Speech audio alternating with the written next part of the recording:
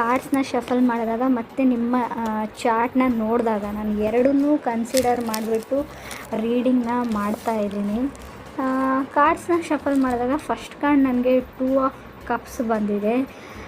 Deeply romantic connection ಆ ಥರ ಯಾರಾದರೂ ನಿಮಗೆ ಈ ಮಂತಲ್ಲಿ ಸಿಗ್ಬೋದು, ಅಥವಾ ನಿಮ್ಮ ಜೊತೆಗಿರೋರ ಜೊತೆಗೆ ತುಂಬ ಚೆನ್ನಾಗಿ ಬಾಂಡಿಂಗ್ ಬರ್ಬೋದು. ಇನ್ ಕೇಸ್ ನೀವು ರಿಲೇಷನ್ಶಿಪ್ಪಲ್ಲೇ ಇರಬೇಕು ಅಂತ ಇಲ್ಲ, ಮೇ ಬಿ ನಿಮ್ಮ ಮನೆಯವ್ರ ಜೊತೆ ಅಥವಾ ನಿಮ್ಮ ಫ್ರೆಂಡ್ಸ್ ಜೊತೆನೇ ಈ ಬಾಂಡಿಂಗ್ ಬರ್ಬೋದು. 2 ಆಫ್ ಕಪ್ಸ್ನ ಮತ್ತು ಸೆಕೆಂಡ್ ಕಾರ್ಡ್ 5 ಆಫ್ ಕಪ್ಸ್ ಬಂದಿದೆ. ಇನ್ ಜನರಲ್ ಹೇಳೋದಾದರೆ ನೀವು ಕೂದಲ ಬಗ್ಗೆ, ನಿಮ್ಮ ಹೇರ್ಸ್ ಬಗ್ಗೆ ತುಂಬ ಕೇರ್ ಮಾಡ್ತೀರಾ ಈ ಮಂತು. ಹೇರ್ ಕೇರ್ ಪ್ರಾಡಕ್ಟ್ಸ್ ಬಗ್ಗೆ ಕಾಣಿಸ್ತಾ ಇದೆ ನನಗೆ ಚಾರ್ಟಲ್ಲೂ ಕೂಡ, ಕಾರ್ಡಲ್ಲೂ ಕೂಡ.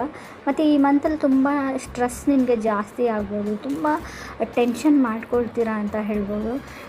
ಮ್ಯಾಟರ್ ಆಫ್ ಕಂಫರ್ಟ್ ಅಂತ ಹೇಳ್ತೀವಿ, ನಿಮ್ಮ ಕಂಫರ್ಟ್ ಝೋನಿಂದ ಆಚೆ ಹೋಗ್ಬೋದು ನೀವು. ಇದರಿಂದ ನಿಮಗೆ ಅಡ್ಜಸ್ಟ್ಮೆಂಟ್ ಆಗೋದು ಸ್ವಲ್ಪ ಕಷ್ಟ ಆಗ್ಬೋದು. ಹೊಸ ಜಾಗ ಆಗ್ಬೋದು, ಹೊಸ ಜಾಬ್ ಆಗ್ಬೋದು, ಆಫೀಸ್ ಆಗ್ಬೋದು. ರೀಸೆಂಟಾಗಿ ಮದುವೆ ಆಗಿದ್ದರೆ ಅವ್ರ ಮನೇಲಿ ಅಡ್ಜಸ್ಟ್ ಆಗೋದ್ರ ಬಗ್ಗೆನೂ ಕೇರ್ ಇರ್ಬೋದು. 5 ಆಫ್ ಕಪ್ಸ್ ಏನು ಹೇಳುತ್ತೆ ಅಂತ, ಒಂದು ಸಿಚುವೇಶನ್ ಬಗ್ಗೆನೇ ನೀವು ಕಂಫರ್ಟೇಬಲ್ ಫೀಲ್ ಮಾಡಲ್ಲ, ಡಿಸಪಾಯಿಂಟ್ ಫೀಲ್ ಮಾಡ್ಬೋದು ಅಂತ ಹೇಳುತ್ತೆ ಕಾರ್ಡು.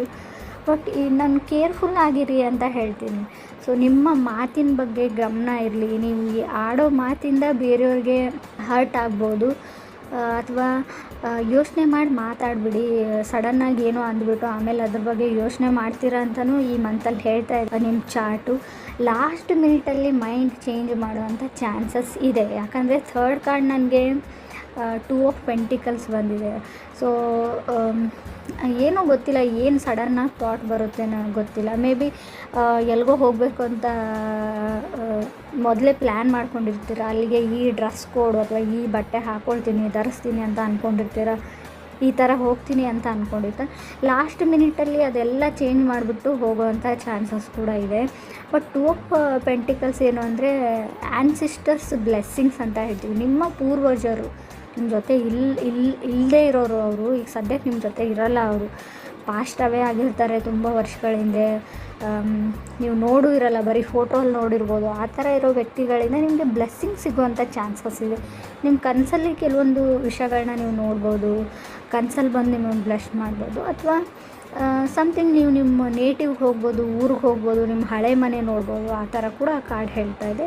ಬಟ್ ಈ ಮಂತಲ್ಲಿ ಯಾವುದಾದ್ರೂ ಟ್ಯಾಕ್ಸಸ್ ಬಿಲ್ಸ್ನ ಪೇ ಮಾಡೋದಿದ್ರೆ ಪೇ ಮಾಡಿ. ಏನಾದರೂ ಮಾರುವಾಗ ಅಥವಾ ಏನಾದರೂ ಬೈ ಮಾಡುವಾಗ, ತೊಗೊಳ್ಳೋವಾಗ ತುಂಬ ಕೇರ್ಫುಲ್ಲಾಗಿರಿ. ಈ ಗೌರ್ಮೆಂಟ್ ಟ್ಯಾಕ್ಸಸ್ಸು ಅಥವಾ ಪೆನಾಲ್ಟೀಸ್ ಬೀಳೋಂಥ ಚಾನ್ಸಸ್ ಇದೆ. ಸ್ಟೆಬಿಲಿಟಿ ಇದೆ ನಿಮ್ಮ ವರ್ಕ್ ಲೈಫಲ್ಲಿ, ಕೆರಿಯರಲ್ಲಿ. ಅದು ತುಂಬ ಓವರ್ ವರ್ಕ್ ಮಾಡ್ತೀರ, ನಿಮ್ಮ ಮನೆಗೂ ಬರೋಕ್ಕಾಗಲ್ಲ ನಿಮ್ಮ ಕೆಲಸದ ಮಧ್ಯೆ ಅಂತ ಕೂಡ ಕಾರ್ಡ್ ಹೇಳ್ತಾ ಇದೆ. ಇನ್ನೊಂದು ವಿಷಯ, ನಿಮ್ಮ ಸಿಗ್ನೇಚರ್ ಬಗ್ಗೆ, ನೀವು ಕಾಂಟ್ರಾಕ್ಟ್ನ ಏನಾದರೂ ಸೈನ್ ಮಾಡುವಾಗ, ಸೊ ಟರ್ಮ್ಸ್ ಆ್ಯಂಡ್ ಕಂಡೀಷನ್ಸ್ನ ಇನ್ ಕೇಸ್ ನೀವು ಲೋನೇ ತೊಗೊಳ್ಳಿ ಅಥವಾ ಯಾರಿಗಾದ್ರೂ ದುಡ್ಡೇ ಕೊಡಲಿ, ಈ ಪೇಪರ್ ವರ್ಕ್ ಅಂತ ಇರುತ್ತೆ ನೋಡಿ, ಅದನ್ನು ಕರೆಕ್ಟಾಗಿ ಡೀಲ್ ಮಾಡ್ಕೊಳ್ಳಿ. ಅಲ್ಲೂ ಕೂಡ ಪ್ರಾಬ್ಲಮ್ ಆಗುತ್ತೆ ಅಂತ ಹೇಳ್ಬೋದು. ನೀವೇನಾದರೂ ವೆಕೇಷನ್ಸ್ಗೆ ಟ್ರಾವೆಲ್ ಮಾಡಬೇಕು, ಹಾಲಿಡೇಸ್ಗೆ ಏನಾದರೂ ಪ್ಲ್ಯಾನ್ ಮಾಡಿದರೆ ಅಲ್ಲಿ ಡಿಲೇ ಆಗೋ ಚಾನ್ಸಸ್ ಇದೆ. 4th ಕಾರ್ಡ್ ನನಗೆ ಟವರ್ ಕಾರ್ಡ್ ಬಂದಿದೆ.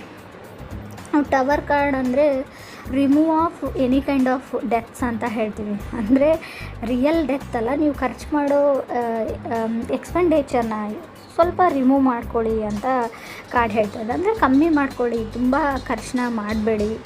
ನಿಮ್ಮ ಅಕೌಂಟ್ಸ್ ಬಗ್ಗೆ ನೀವು ತುಂಬ ಗಮನ ಕೊಡಿ ಅಂತ ಕಾರ್ಡ್ ಹೇಳ್ತಾ ಇದೆ.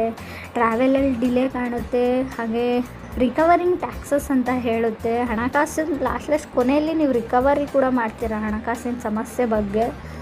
ಫಾರಿನ್ ಟ್ರಾವೆಲ್ ಅಂತ ಇದೆ, ಸದ್ಯಕ್ಕೆ ಆಗದೇ ಇದ್ರೂ ಕೂಡ ನಿಮ್ಮ ಚಾರ್ಟಲ್ಲಿದೆ, ಬಟ್ ಕಾರ್ಡ್ಸಲ್ಲಿ ಇಲ್ಲ. ಅದು ಫಾರಿನ್ ಟ್ರಾವೆಲ್ ಹೋಗಬೇಕು ಅಂದರೂ ಡಿಲೇ ಆಗುತ್ತೆ ಅಂತ ಚಾರ್ಟ್ಸ್ ಹೇಳ್ತಾ ಇದೆ. ಕಾರ್ಡ್ಸ್ ಕೂಡ ಚಾರ್ಟಲ್ಲಿ ಮಾತ್ರ ಅದು ಇದೆ, ಫಾರಿನ್ ಟ್ರಾವೆಲ್ ಅಂತ. ಮೆಜಿಷಿಯನ್ ಕಾರ್ಡ್ ಏನು ಹೇಳ್ತಾ ಇದೆ ಅಂದರೆ ಎನಿಥಿಂಗ್ ಕ್ಯಾನ್ ಬಿ ಪಾಸಿಬಲ್ ಅಂತ ಹೇಳುತ್ತೆ. ನೀವೇನು ಅಂದ್ಕೊಂಡಿರ್ತೀರೋ ಅದನ್ನು ಮಾಡಬಹುದು ಅಂತ.